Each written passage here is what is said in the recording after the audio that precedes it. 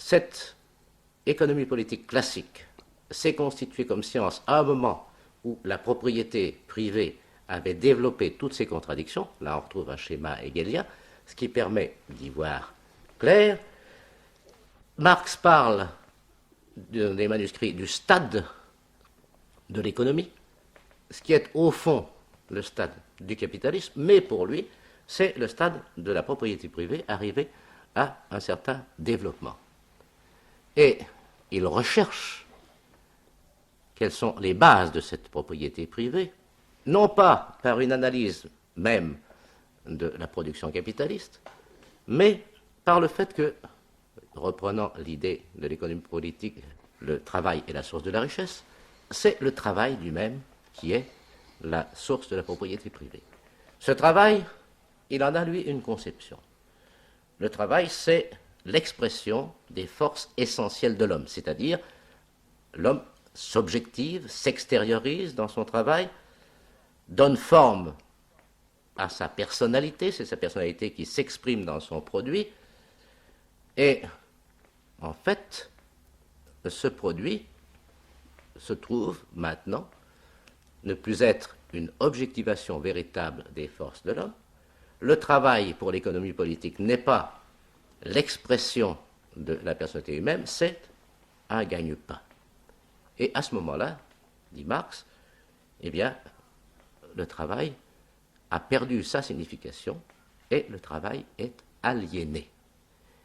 Ce qui fait qu'il trouve dans l'aliénation du travail, dans l'idée, dans le concept de travail aliéné, dans une notion par conséquent philosophique, la base qui lui permet d'expliquer l'origine de la propriété privée et qui lui permet de mesurer la réalité économique.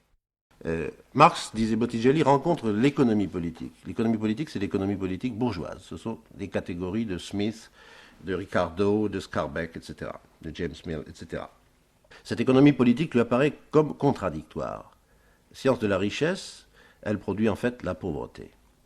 Mais Marx pense que les économistes bourgeois ont mis en évidence une réalité fondamentale, c'est que le travail est l'essence intérieure de toutes les catégories de l'économie bourgeoise. Mais Marx pense aussi une autre chose, c'est que les économistes bourgeois ont dissimulé l'aliénation dans le travail. C'est-à-dire, Marx pense que les économistes bourgeois ont présenté comme travail authentique ce qui est en fait travail aliéné. Et c'est pourquoi le concept de travail aliéné joue un rôle fondamental dans toute la critique que Marx fait à ce moment-là de l'économie politique bourgeoise. Mais c'est une critique qui ne remet pas en cause les concepts de l'économie bourgeoise, qui les accepte comme tels et qui accepte leurs conclusions. C'est pourquoi Bottigelli disait avec juste raison, ce texte est la rencontre de Marx avec l'économie politique, mais c'est la rencontre d'une philosophie encore non critiquée avec l'économie politique. Et je crois que, si vous voulez, le moment où se produira la coupure épistémologique sera le moment où Marx critiquera cette idée philosophique sur laquelle reposent toutes ces analyses.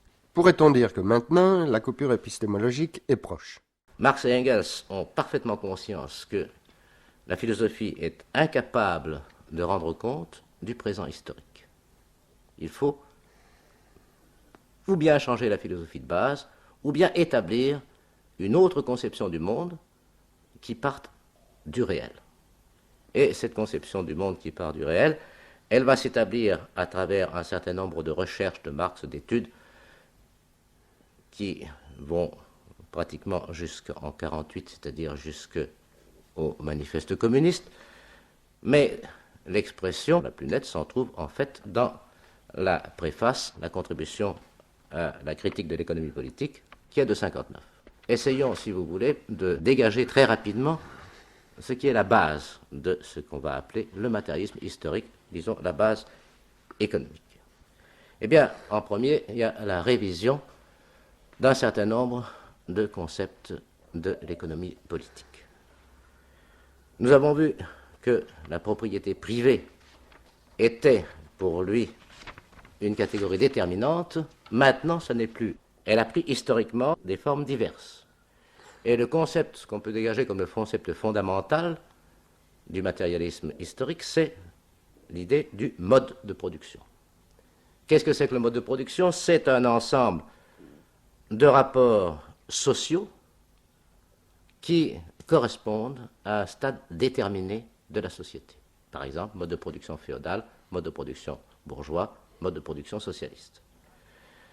La base de la société, c'est en fait l'interaction qui se produit entre des forces de production arrivées à un certain niveau, c'est-à-dire certains développements du machinisme, certains développements de la division du travail, ce qu'il va appeler, au fond, ce qui va être l'infrastructure, et la situation de l'homme par rapport à ces forces productives, ce qu'il appellera les rapports sociaux. Marx, et c'est le deuxième point sur lequel je voudrais insister, montre qu'à un certain moment, le développement des forces productrices ne se contente plus, ne peut plus se satisfaire de la forme sociale existante. Pensez par exemple, enfin c'est des exemples qui sont classiques pour nous Français, à ce qu'a été le développement des manufactures au XVIIIe siècle dans le cadre d'une économie qui restait encore essentiellement féodale avec des limitations qui empêchaient la manufacture de se développer, qui empêchaient la libération de la main-d'œuvre nécessaire, etc., etc. Et à un certain moment, le conflit entre l'état de la société, c'est-à-dire sa structure juridique, qu'on peut appeler la superstructure, c'est-à-dire l'idéologie existante, et l'infrastructure, c'est-à-dire développement des forces économiques, division du travail, etc., est tel qu'il se produit un éclatement, et cet éclatement, c'est la révolution. Dans la production sociale de leur existence, les hommes entrent en des rapports déterminés, nécessaires, indépendants de leur volonté, rapports de production qui correspondent à un degré de développement déterminé de leur force productive matérielle. L'ensemble de ces rapports de production constitue la structure économique de la société, la base concrète sur laquelle s'élève une superstructure juridique et politique et à laquelle correspondent des formes de conscience sociale déterminées. Le mode de production de la vie matérielle conditionne le processus de vie sociale, politique et intellectuelle en général. Ce n'est pas la conscience des hommes qui détermine leur être, c'est inversement leur être social qui détermine leur conscience. À un certain stade de leur développement, les forces productives matérielles de la société entrent en contradiction avec les rapports de production existants ou, ce qui n'en est que l'expression juridique, avec les rapports de propriété au sein desquels elles s'étaient mues jusqu'alors. De formes de développement des forces productives qu'ils étaient, ces rapports en deviennent des entraves. Alors s'ouvre une époque de révolution sociale. Le changement dans la base économique bouleverse plus ou moins rapidement toutes les normes superstructures. Lorsqu'on considère de tels bouleversements, il faut toujours distinguer entre le bouleversement matériel, qu'on peut constater d'une manière scientifiquement rigoureuse, des conditions de production économiques, et les formes juridiques, politiques, religieuses, artistiques ou philosophiques, bref, les formes idéologiques sous lesquelles les hommes prennent conscience de ce conflit et le mènent jusqu'au bout. Pas plus qu'on ne juge un individu sur l'idée qu'il se fait de lui-même, on ne saurait juger une telle époque de bouleversement sur sa conscience de soi. Il faut, au contraire, expliquer cette conscience par les contradictions de la vie matérielle, par le conflit qui existe entre les forces productives sociales et les rapports de production. Une formation sociale ne disparaît jamais avant que soient développées toutes les forces productives qu'elle est assez large pour contenir. Jamais des rapports de production nouveaux et supérieurs ne s'y substituent avant que les conditions d'existence matérielle de ces rapports soient écloses dans le sein même de la vieille société. C'est pourquoi l'humanité ne se pose jamais que des tâches qu'elle peut résoudre. Car, à y regarder de plus près, il se trouvera toujours que la tâche elle-même ne surgit que là où les conditions matérielles pour la résoudre existent déjà, ou du moins sont en train de s'élaborer. Dans ce texte célèbre définit ce qu'on peut appeler les bases fondamentales du matérialisme historique. Le mot matérialisme historique est une expression qui peut prêter à équivoque. En fait, il s'agit d'une théorie scientifique de l'histoire. Marx a employé ce terme de matérialisme historique dans un sens polémique pour l'opposer aux conceptions idéalistes de l'histoire qui régnaient avant sa tentative.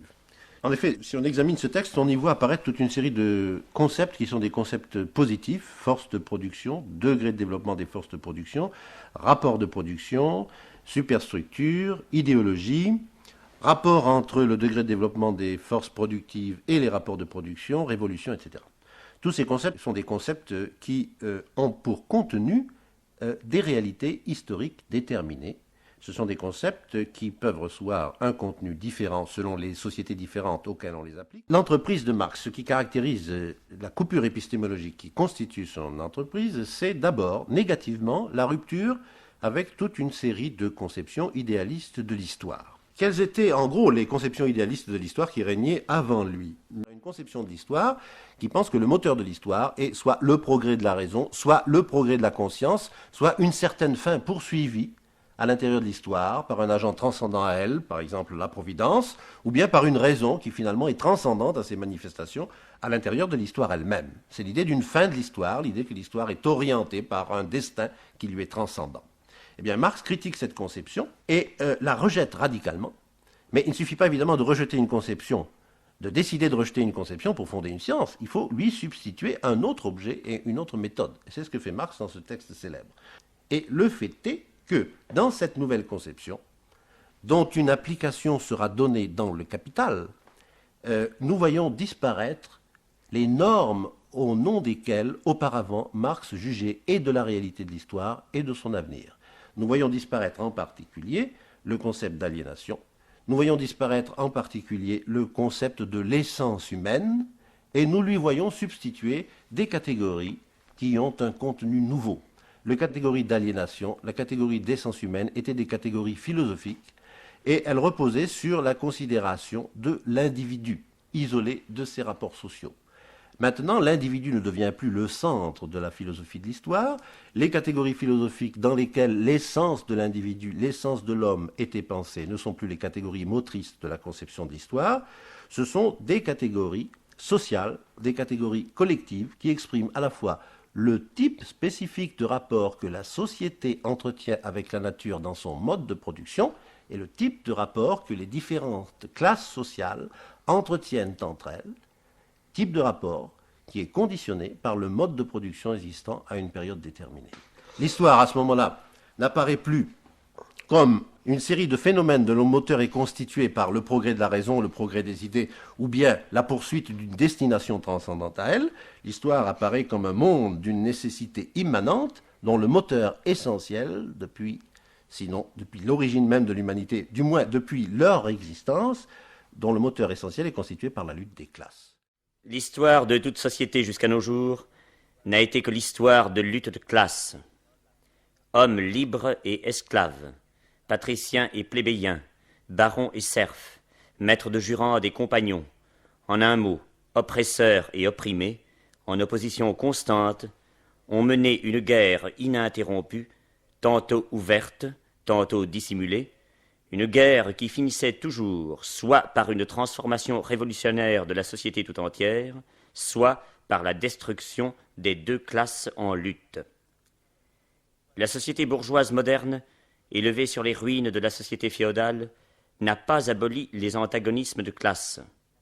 Elle n'a fait que substituer de nouvelles classes, de nouvelles conditions d'oppression, de nouvelles formes de lutte à celles d'autrefois.